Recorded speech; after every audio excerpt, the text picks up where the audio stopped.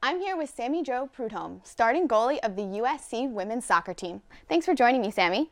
No problem. So you guys are off to such an amazing start. You have a 6-2 record and are on a 6-game shutout streak. How does it feel that you're on the verge of breaking the school record for the shutout streak?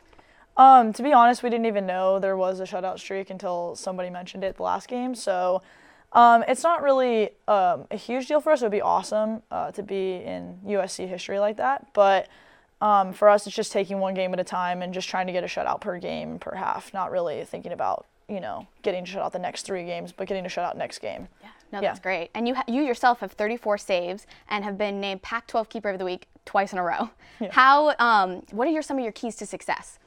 I think a lot of it has to do with, to be honest, a lot of it has to do with my defense and making it easier for me to do my job because they're doing their job.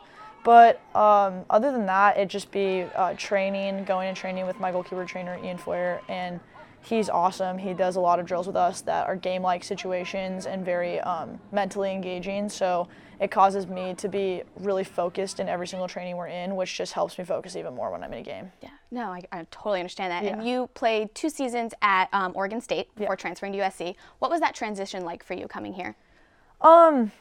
Well, I loved Oregon State. It was really difficult to leave. It just had a lot to do with soccer and going to a different program.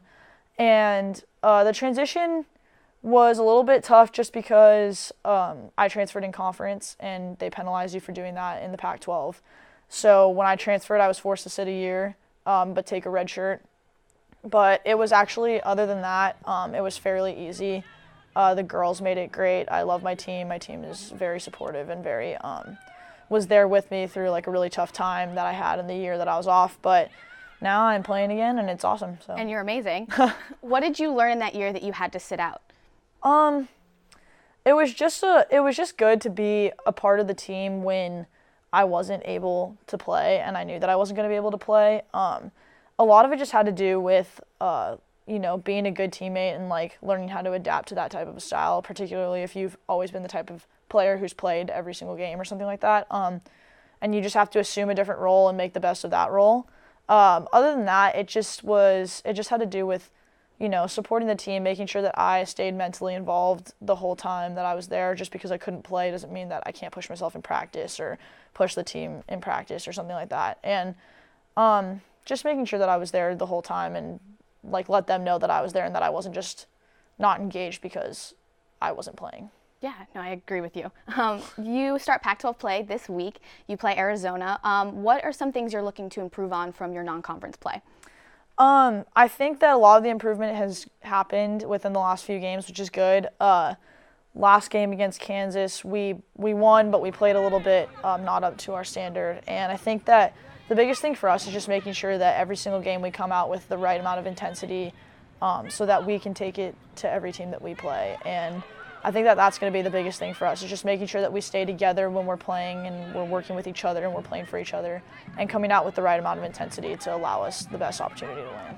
So you mentioned to me before that you coach little girls in soccer. Can you tell us a little bit more about that? Well, my goalkeeper coach since I was 11 years old, Wendy Whitman, she coaches at Legends with a U9, a U11, and U13 group. And they're all just so adorable. And she asked me if I wanted to do any assistant coaching for a little extra money. And I told her yeah, and so I started assistant coaching with her. And then since then I've gotten a few goalkeepers for private trainings and stuff. And I really enjoy it. It's a really fun thing to do and to go up and really be involved in the younger kids' development, especially in the crucial periods of like U9 to 13 is when you learn a lot of your skill and all that. So it's really fun. I really enjoy it, and I'm still doing it now, and I will keep doing it probably. You must help them out a ton.